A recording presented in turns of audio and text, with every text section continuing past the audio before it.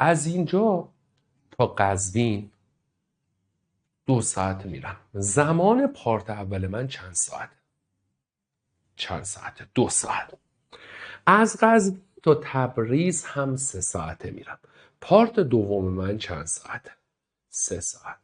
اختلاف دمای چند ساعته خوردم.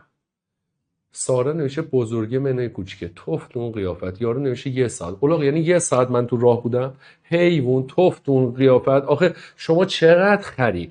من یعنی از اینجا 2 ساعت تا قزوین رفتم، 3 ساعت از قزوین تا تبریز رفتم، یعنی من قضاتی 1 ساعته رسیدم تا تبریز.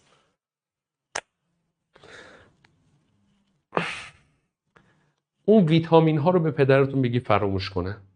از یه سری چیزهای دیگه اصلا دیگه نسل رو ادامه نده. اصلا دیگه نسل رو ادامه نده. اصلا دیگه بگید نسل رو ادامه نده. اصلا بگید نسل رو دیگه ادامه نده. اصلا نسلتون ادامه پیدا نکنه. اصلا نسلتون منقرض بشه. یعنی من 2 ساعت از اینجا تا قزوین رفتم، یا بعد 3 ساعت از قزوین تا تبریز رفتم، اولاغ 1 ساعت تو راه بودم. چه جوری برگشتی گفتی آخه؟